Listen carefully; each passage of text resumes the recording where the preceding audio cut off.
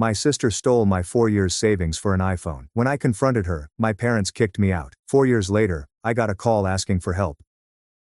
My sister took my funds to get an iPhone. When I objected, my parents told me that if I could not share, I should leave the house. I fled away with only the clothes on my back. And nobody sought for me for years. She is now ill, and her family is pleading with me to look after her. But the last time I was with my family, they took away my desire to ever return. The first time I realized the home was no longer mine was on a July afternoon, when the air conditioner was half dead and my work uniform was still sweaty against my skin. I'd just returned home from a morning shift at the diner, where I'd worked for nearly 4 years pouring coffee, cleaning vomit from the men's room, and putting up with cheap passes from lonely truck drivers. I was 25. I lived with my parents and my younger sister, who was 3 years younger than me. And I'd been conserving every darn smell to get out of there. I had no luxury. I did not go out. I did not buy new clothing. I didn't even repair my damaged phone, which would shut off if you angled it too much. All of my efforts went into that savings account, which, while little, was my only consolation for getting up early every day. I recall walking in that day and noticing my bedroom door was ajar. That wasn't usual because I always kept it locked. I had the tingling sensation in my gut that comes with knowing something is awry. When I entered, my suspicions were verified. The drawer that held my paperwork and a notepad containing my bank passwords was open. Everything was a disaster. I took out my phone to check my bank's app, which had cost me tears to get accepted for due to my lack of credit history. And there was the surprise. My savings account was at zero. There's not a single fragrance. It took me 3 seconds to notice the transactions. That afternoon, I made a complete transfer to an unknown account. I could not believe it. My chest felt like it had been ripped apart. My hands were shaking. I could hardly breathe. I stormed out, searching for my sister. I found her sitting on the couch, joyful and smiling as if nothing had occurred, showing my mother the new iPhone she had recently purchased. The most recent model, with the transparent casing still sparkling like a diamond. She said something like, "Look at the camera. Mom, it's insane." I'm not sure what expression I made, but they both went quiet when they saw me. I did not shout at first. I immediately questioned her. "Where did you get the money for that?" And her response was so blatant that I wanted to smash the phone in her face. She informed me she had used my funds and that you weren't going to utilize them immediately away. She didn't say it as if she had borrowed lipstick, but as if it were her own. I was shocked. I looked to my mother for a reaction, a show of disapproval, wrath, or a boundary being established. But all she did was raise an eyebrow and urge me not to brag, since a good sister understands how to share. In that moment, I laughed nervously, dryly, and bitterly. I returned to my sister and informed her that if she did not return the money to me right away, I would report her for theft. At that point, my father, Tate, emerged with his usual irritated expression and dictatorial tone, asking what was going on. My mother explained everything in her sickly sweet voice, which she employs to influence him, but he didn't need to hear anything. He scoffed at me and uttered something that stuck with me like a death sentence. "If you don't know how to communicate with your family, you can leave. There is no space for selfish individuals here." I stood there stunned, staring at them like they were strangers. It was difficult to accept that they were serious, that this was reality, and that in this family, an iPhone was worth more than years of hard labor. I walked straight to my room, shut the door, and sat on the bed, my breath stuck in my throat. My body was quivering from wrath and shame. I double-checked my account transactions, hoping that gazing at them for long enough would make them disappear, but they remained cold and unpunished. She had used my social security information to set up Apple Pay. She did not even bother to disguise it. She knew me very well. She knew where I stored my belongings. She knew my passwords. I walked to the bus terminal and boarded the first bus that left. I didn't have a destination. I just needed to go.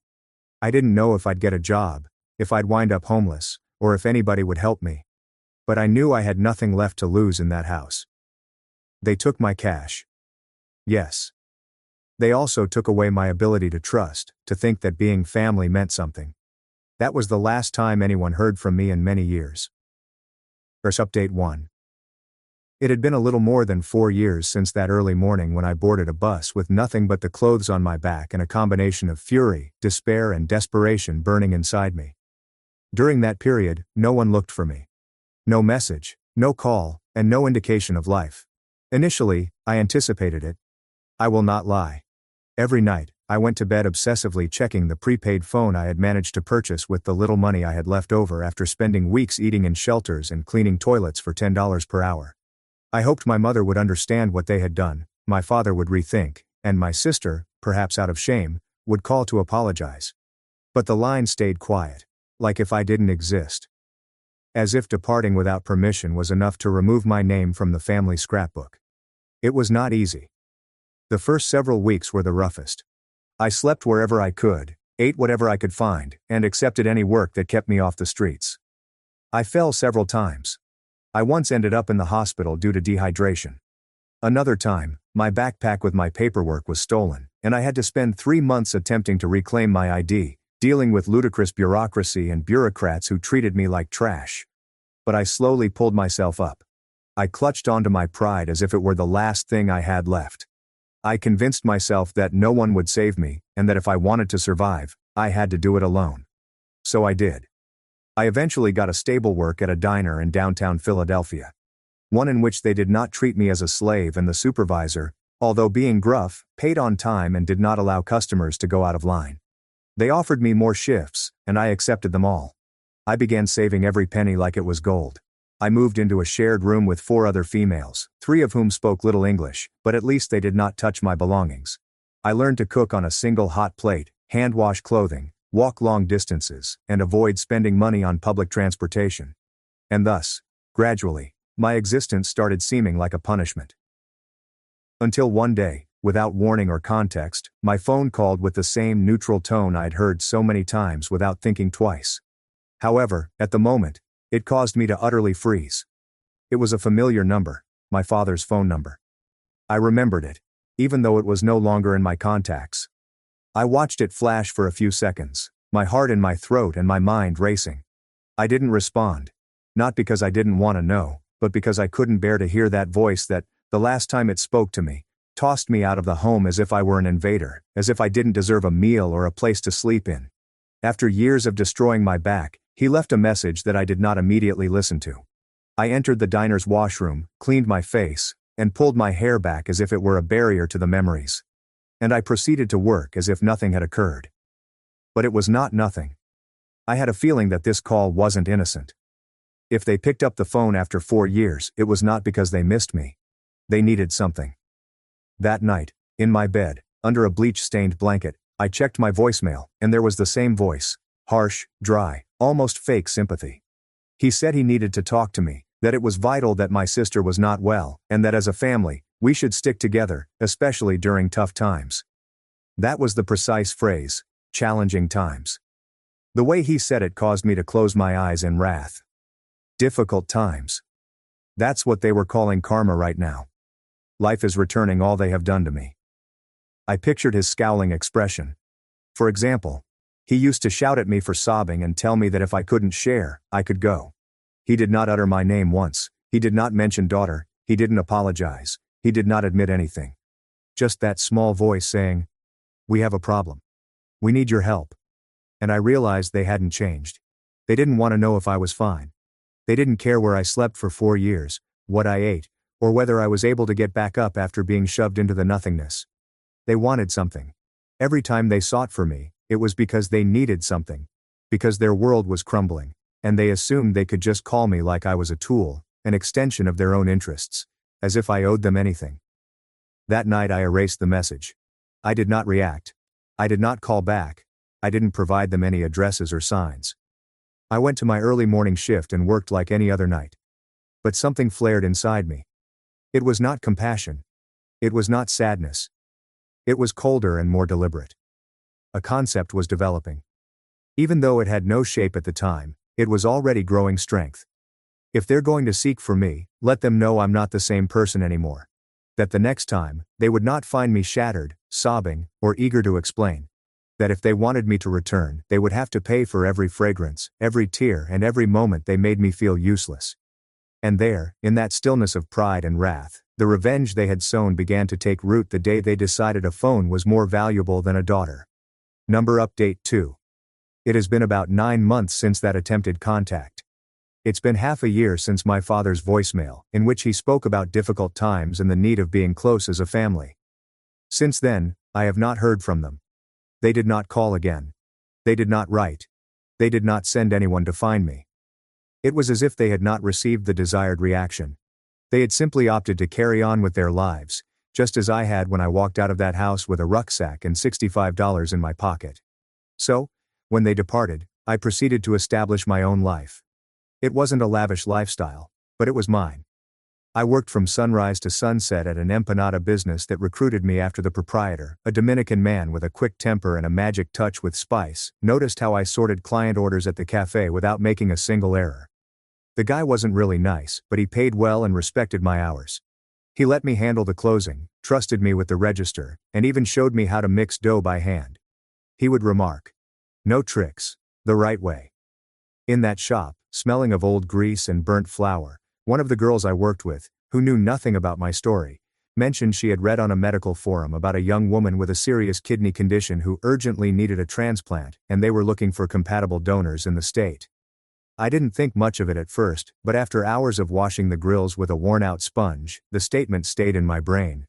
I related that to what my father had said months before, in that strained voice that sought to seem tough, yet conveyed a feeling of urgency. On a hunch, I went to the toilet, shut the door, and searched Facebook for the accounts I had vowed never to visit again. There they were, with the usual smiling images, hypocritical comments, and attempts to appear like a perfect family. But there was something odd about my sister's profile, which was usually filled with edited photos and stolen Pinterest phrases.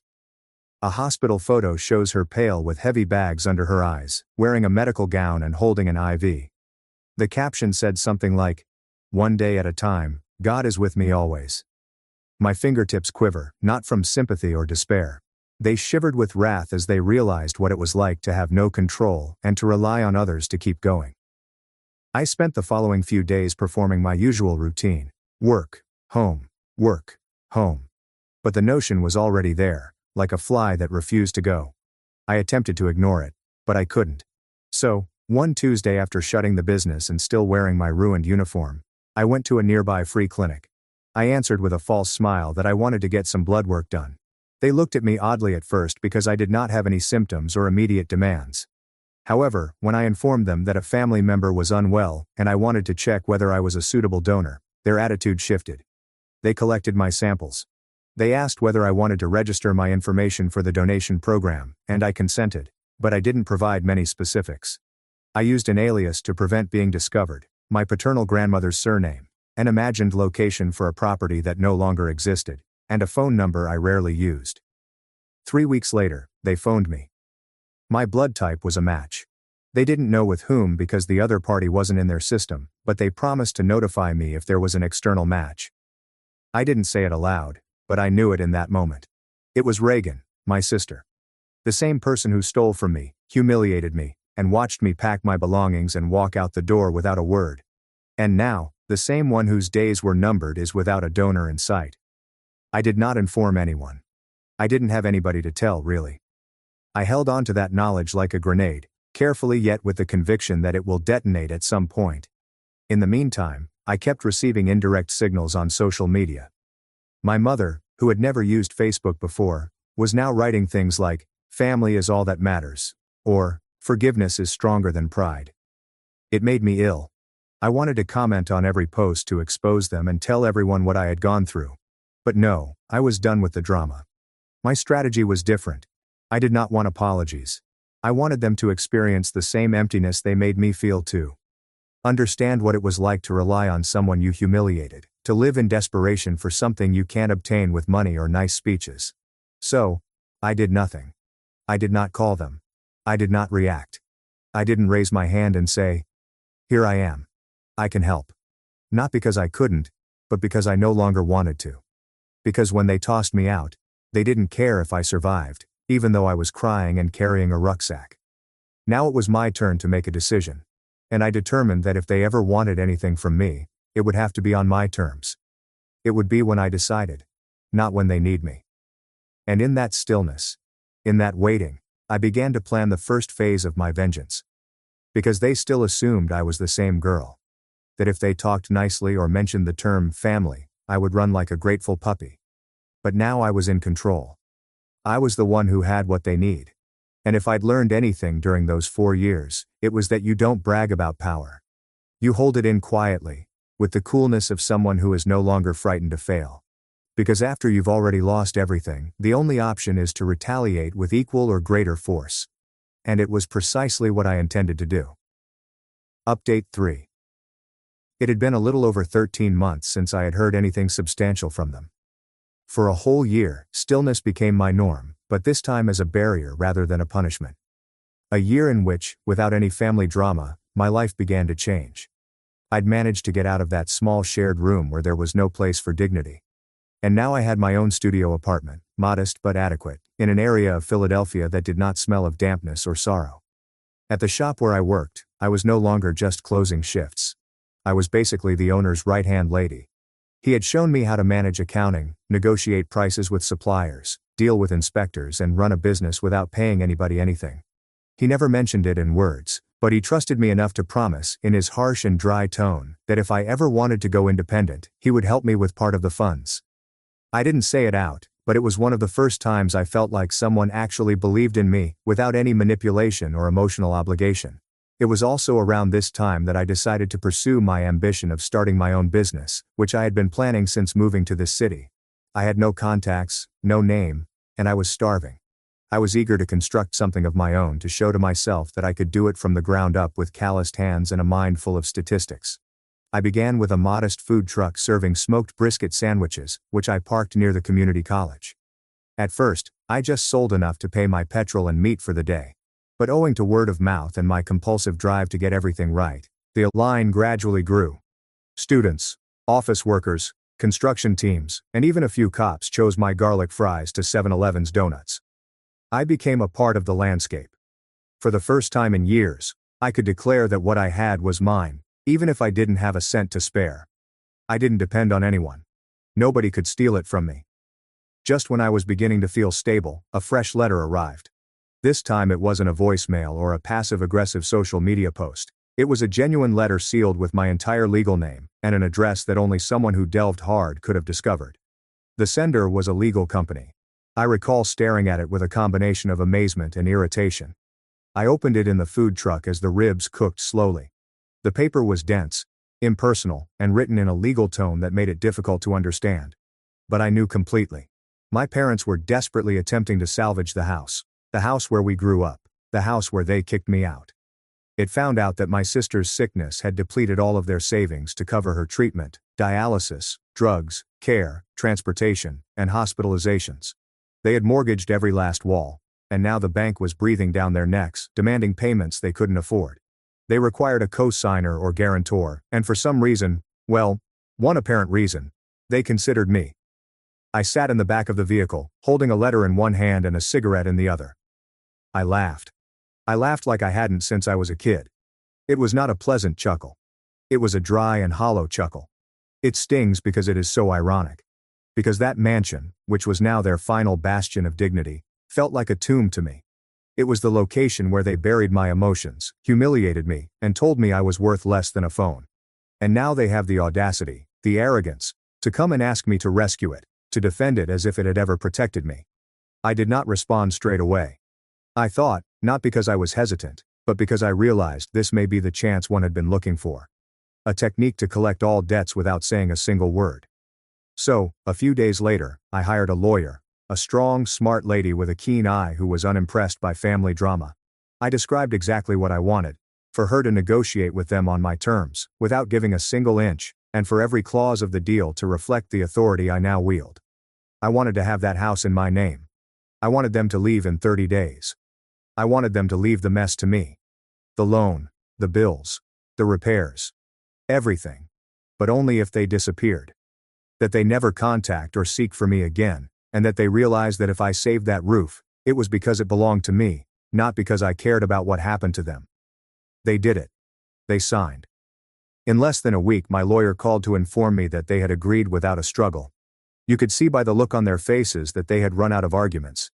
That the dread of becoming homeless outweighed their pride. And it was plenty for me. Not out of malice or sadism, but because they now understood what it felt like to be on the other side. Look at someone who has what you need and beg for what you have no right to ask for. They gave me the keys as if they were delivering a punishment, their heads lowered without looking at me or saying anything. I did not hug them. I said nothing to them. I simply took the keys, signed my portion, and departed. When I entered that residence months later, the stench remained the same. A combination of stale air, cheap perfume and old dust. I walked around every corner. My sister's room remained unchanged. My room was completely vacant, like if I had never lived. But it didn't hurt anymore. Now everything was different. Now I was in charge, and I had no intention of giving it up. I put up a under renovation sign, hired contractors, and began the process of converting the property into an Airbnb. Not for the money, but I could use it. I did it for a far deeper reason. That home signified anguish, rejection, and abandonment.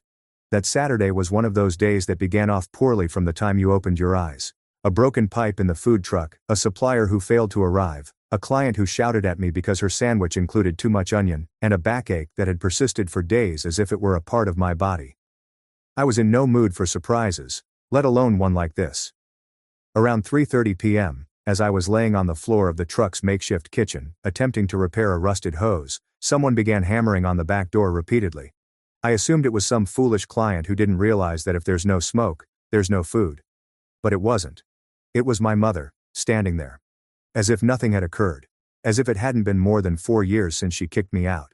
As if she hadn't kicked me out for safeguarding my own savings. As if I had not been eliminated. Like an uncomfortable blemish on their idyllic lives. Her face seemed different, slimmer, and more worn.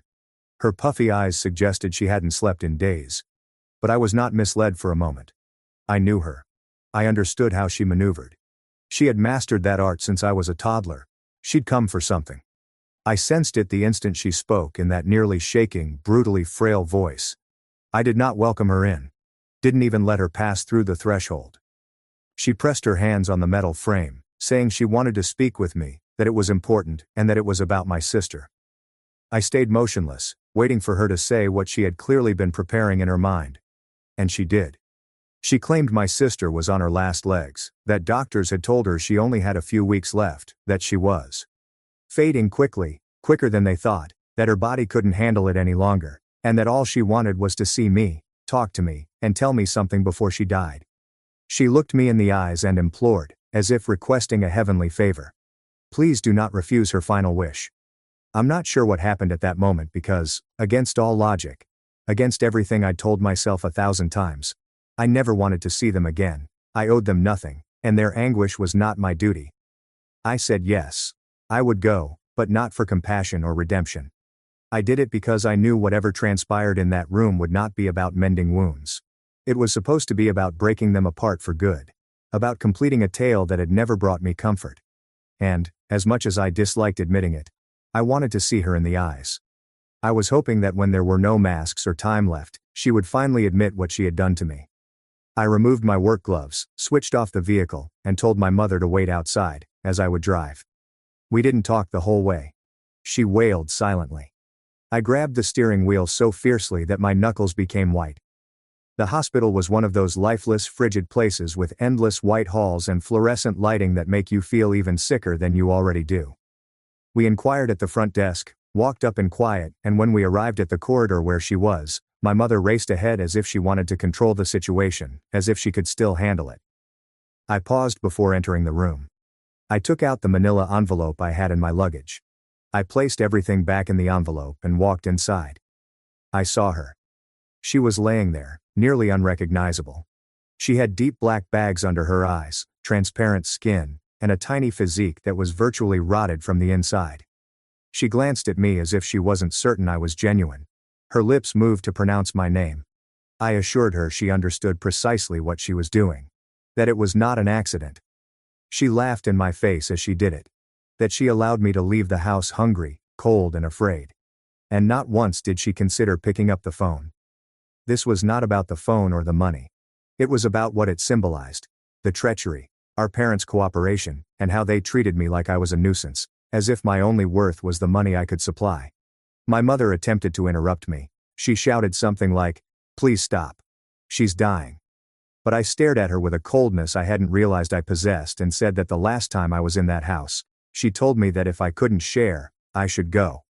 That is what I did. I left and learnt how to live without them. Now it was their turn to do the same. That if the stillness bothered them, it was the same silence they had forced me to endure for years.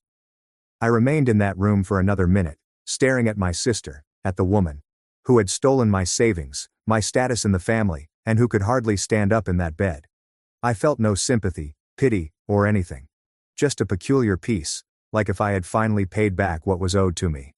I went out of the room without looking back. I strolled down the white corridors, out to the parking lot, got into my vehicle, and drove away. I did not weep. My body did not tremble.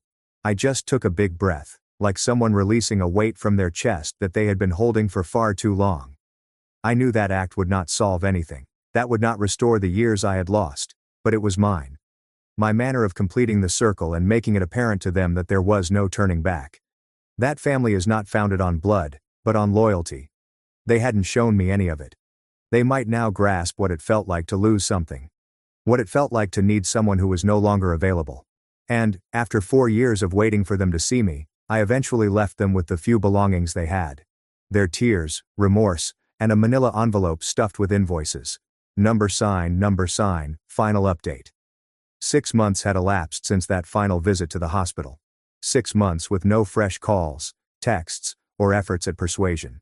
It was as if they finally realized that the door they had slammed shut years before no longer existed. That what little left of the family had perished long before anybody else. During that period, I worked on turning the property into an Airbnb. I hired a renovation team, modest but competent designers, and gradually removed every corner that had ever made me feel tiny. I removed the frames with family photographs full of phony smiles. I tore down the dusty drapes that hung like ghosts from the past, and made sure every room breathed fresh life. One that had nothing to do with the broken version of myself that had been there. I replaced the locks, painted the entire front, and treated every detail as if I were cleaning up not just a property, but a whole tainted past. The day I published the official listing online seemed like a symbolic conclusion. The description was straightforward. A beautifully refurbished family house in a quiet neighborhood, excellent for extended visits, with history, character and guaranteed seclusion. I smiled as I wrote it, knowing that whomever lived there would have no idea what the house had seen or done to me. And I wasn't going to tell them since it no longer hurt. Now it was merely a company, a lucrative property, and a consistent income. And every time a new booking notification sounded, it reminded them of all they'd sacrificed by assuming I was replaceable. My sister died a few weeks after the visit.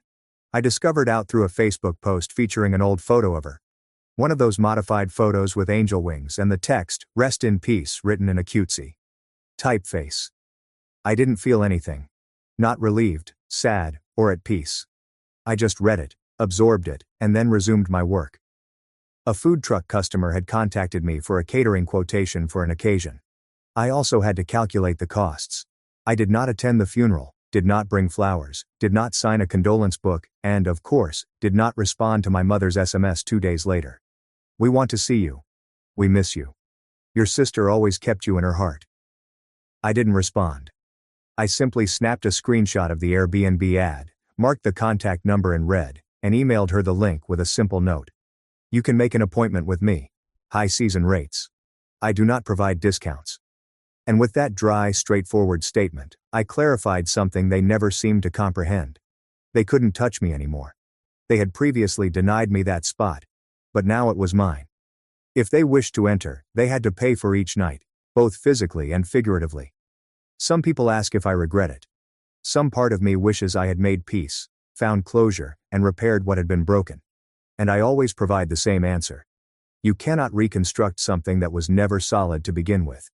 What broke between us was not over a phone or money. It was due to what the deed revealed. In that house, I was never considered important. My efforts were worth less than a whim. That my dignity was negotiable as long as it did not trouble them. They cast me out like trash, expecting me to return as a savior. But no, I was not born to clean up other people's messes. I was created to forge my own path, even if it was propelled by fury and my feet were ripped up from walking alone for so long. Today, I reinvest every penny I earn from that property. I open a second food truck. I'm considering opening a physical site. And every time I drive by the area where I grew up, I do so without glancing down, without dread, since I am now the one with the keys. They taught me that family does not always protect you. It can be what propels you into the abyss. They also taught me that if you can crawl out of the bottom, the world opens up like a healed wound. In my situation, the wound evolved into a business, independence, and strength. The same power they attempted to destroy when they tossed me out with only the clothes on my back. So, no. I've never rejoined that family and have no plans to do so. The last time I attempted to be a daughter, a sister, or a member of something, they took my desire to live. Now I am everything they never imagined. Someone who has survived and discovered that the best payback is not usually a scene. Sometimes there is quiet. It's prospering. It is returning the keys to the past with interest and closing the door permanently.